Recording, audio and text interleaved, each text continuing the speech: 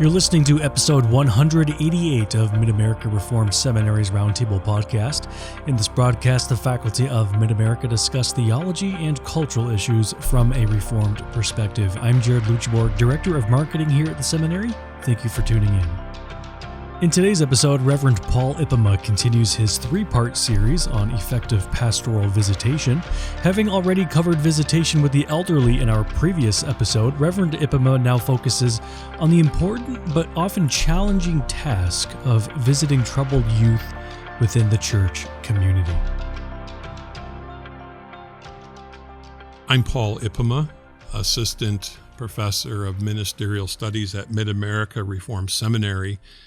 And on today's podcast, I'd like to address the issue of pastoral care or pastoral visitation for troubled teens. And I, again, would say at the very outset of this podcast, I have to issue a disclaimer. I wish I could say that both as a pastor and as a parent that I've been exemplary in terms of dealing with teenagers, troubled or otherwise. But that has not always been the case. Certainly as a parent, I can attest to my own failures and shortcomings. But I do believe it's important for pastors to reflect upon how to minister to our youth, to our covenant youth, particularly those who are troubled. And I think when I think of troubled, I think those who are wrestling with the concept of faith in Jesus Christ, those who are getting into activities or patterns of behavior that are alarming, troublesome, things that cause distress to parents and to others. I've also encountered teens who deal with struggles with parents, struggles of varying sorts, where there is a lot of tension at home, and sometimes I've even been called to intercede between parents and children when things have reached the breaking point, as it were, and parents feel that they can no longer communicate with their children. Much of what I have to say today is more anecdotal and reflective of my own experience and my own observation as well. But I think we would do well as pastors and even as elders, as those who are called to shepherd God's people, to pay careful attention to the youth of our churches. I think a lot of damage can be done by one of two extremes, either by ignoring the youth of our congregations, not listening to them, not paying attention to them, not engaging with them. But on the other hand, I think pastors and elders can cause great damage by being very heavy-handed with the youth of the congregation. I've witnessed that as well, where elders and pastors, perhaps with the best of intentions, act in a way that is overly harsh, that is unsympathetic, that does not encourage dialogue between pastoral leaders and the youth of the congregation. And I would also say, as I've been saying all along, that the degree to which pastors and elders and people in the church, the adults in the church, engage with the youth of the congregation will be reflected in the trust that the youth have for the leaders and the adults in the congregation. If the pastor remains uninvolved in their lives, he shouldn't be surprised if the youth feel as though the pastor isn't really interested in what's going on in their lives, or doesn't really seem to take notice of the specific challenges or difficulties facing teens. It's also why I have always been a firm believer, and again, this is based upon my own experience as a child growing up. I think it's important for pastors to be engaged in the educational ministry of our youth. I am a firm believer in teaching catechism. In fact, I would say that my personal preference would be that I would like to teach all the catechism classes. That may seem strange today because I don't know how many pastors do that anymore. There was a day when pastors did the bulk of that educational ministry, and that may or may not be the wisest thing to do, but one of the benefits of that sort of engagement was there was a link between the pulpit and the classroom. There was a link between the pastor and the youth of the congregation. I can tell you that some of my fondest memories of educational ministry come from my first pastorate, where I taught all the catechism classes from grade 5 through grade 12, so grade school and high school. And it was a joy to me. It was thoroughly delightful to interact with these children, to get to know them, and for them to get to know me. I found that there was a benefit, a mutual benefit, when the pastor is engaged at that level. They see me as I am apart from the pulpit. They get to know me as a person, and there's a level of trust that's built up, and they see too that I'm concerned for them. I love them. I care for them as someone who seeks to be a shepherd. So I would say get engaged. I don't know that every pastor has the gifts necessarily to teach all the catechism classes or, say, lead the youth group. I've done that as well. I don't really consider that to be one of my strengths as a pastor. But if necessary, maybe some time needs to be spent as a youth leader, and spending that time not simply drilling them in matters of theology, but just talking to them, just getting to know them, understanding the world in which they live. Again, that's part of the idea of exegeting a congregation, exegeting the youth of the congregation, to get to know them, what's going on in their lives. One thing that I discovered, for example, just to give you one illustration of this, I remember in a catechism class, a high school catechism class years ago, I had asked the question, how many of you in class on a regular basis eat dinner with your family, with the rest of your family? And I was shocked to discover that only a small percentage of the high schoolers actually spent time at the dinner table with their families. Work or school activities or other things that were going on in their lives demanded that they be away from their families. So time that was often spent among other families, I would say in previous generations, in personal devotions or family devotions, time of conversation, time of talking about what's been going on in the day, those things are minimized, if not eliminated altogether. And it makes for a very challenging situation for parents to get to know their children and for children to engage with their parents. I think there are certain pitfalls that parents and pastors and elders need to avoid in ministering and pastoring and visiting the youth of the congregation.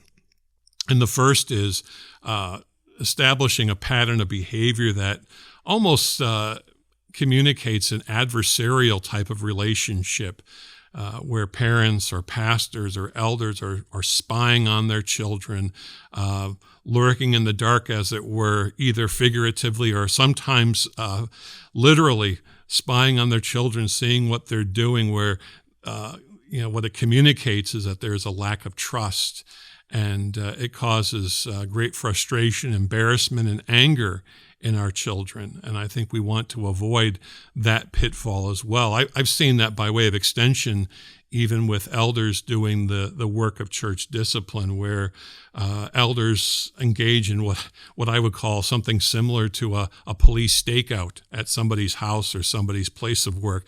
I don't think that's the ideal that we want to communicate. I realize sometimes people are not responsive to our attempts to reach out to them. Sometimes we do have to pursue them, but I think we want as much as possible to avoid an adversarial relationship. I think also another pitfall is disengaging from our youth, whether it's done out of frustration, whether it's done out of apathy or laziness. Sometimes disengagement is an act of frustration, where you've attempted to talk to your youth, you've attempted to talk to your children. It hasn't produced the results that you want, or there's pushback from your children, and so it's just best to keep things quiet and calm by disengaging. I think that's a recipe for disaster, both as a family and as a congregation. You must engage the youth of your congregation. And I would say another pitfall that parents and pastors and elders need to be cognizant of is, the difference between being an authoritarian figure and being someone who has an influence in the life of a child or young person.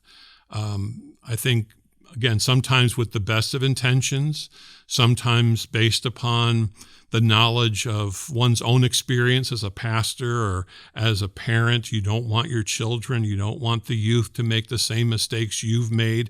And so there's a heavy-handedness rather than letting children and young people to discover for themselves, not the consequences of bad behavior, but wrestling with these things, discussing these things, having room for dialogue, being an influence in a positive way, drawing out from them an understanding of what is wise, what is godly, what is truly Christ-like for them as a young person. I'll give you an example. Paul Tripp tells the story of his brother's ministry where apparently a parent had discovered that his little son, his young boy, had been taking money out of the offering plate in the church. And of course, he was mortified, the father was, by this behavior. So he was going to teach his son a lesson. And so he took his son to the pastor's office after the worship service one Sunday, and he said, with a sense of not only authority, but a sense of disgust, my son has been taking money from the offering plate, and I want him to confess what he's done. It was almost as if he was bringing a criminal to the court in front of the judge.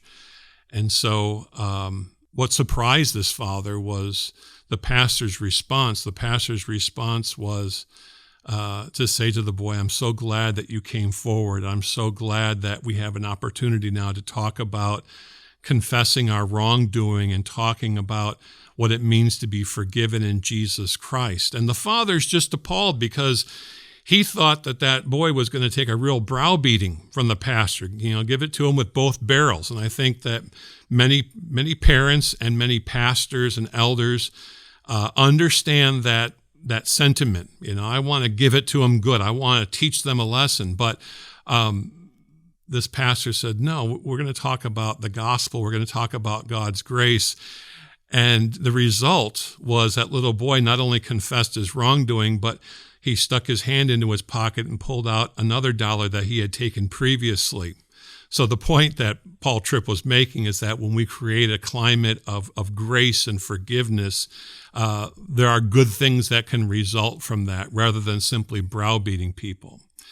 And I would say another pitfall that we ought to avoid, and I think even pastors need to be careful about this from the pulpit, is the use of reckless or careless words in terms of how we speak to the youth. Sometimes we can say things out of frustration, again, out of anger, the heat of the moment. We say things that are hurtful. We say things that are gross exaggerations of the situation, and they cause far more damage than they bring about healing. And then I would say finally, another pitfall to avoid is majoring in minors. And I think all of us who are listening to this podcast know from our own experience growing up, I can say from my own experience as well, there were times where I didn't understand why my parents perhaps were so adamant about things that looking back seem relatively minor. But then as a parent now, I too can look back on my own experience, and there were times where I overreacted when I should have been more balanced. I should have kept my equilibrium emotionally and otherwise, and emphasize that there are certain things that are more important than other things. Because if we major in everything that we deal with, if we discuss with our children, it will create an atmosphere of anger and frustration. It may even drive our children away from us. And then I would say, in terms of what we want to teach and cultivate with our children. We want them to love the Lord. We want to demonstrate that in our own behavior. And I can't say enough about modeling love for the Lord and impressing the next generation by not just our words, but by our actions, because our children watch us. And to learn the wisdom of Scripture as well, to teach children and young people to think out the consequences of ungodly choices, the misery that sin produces. Not simply saying, well, this is wrong and that's wrong, but understanding the why and understanding the motivation of godly behavior, of honoring God and seeking to love our neighbor as ourselves. And so we want to also encourage communication, good communication, faithful communication, regular communication. And if that can't be done, for example, at meal times, it will have to be done at other times. And for pastors and elders, I would say, again, use educational ministry as an important tool. Address the children and young people in your sermons. Make it clear to them by your communication that you have a love and concern for their spiritual well-being, and that, as I often did at the beginning of the catechism year, the educational year, one of the first things I would do is I would take my catechism classes to the baptismal font and explain the connection between the sacrament of baptism, what God had said to them and to their parents at baptism. I will be your God, you will be my people. And seeing catechism as the way in which we seek to respond to that promise of God in his covenant, and that we are directing them towards the day when, by God's grace, they will make a public profession of faith. So I would simply say, don't neglect the youth, love the youth, be diligent in ministering to the youth, make yourself available to the youth, and again, expend that energy so that it will bear rich fruit as those young people grow up into adulthood.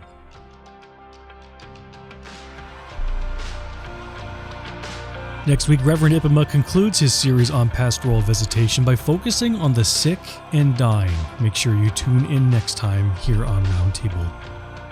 If you enjoyed this episode, consider subscribing and sharing it with friends or family. Your support helps us bring more engaging content to your ears and helps us foster not just a community of lifelong learners, but thoughtful practitioners. I'm Jared Luchabor. Thank you for listening. We'll see you in the next episode.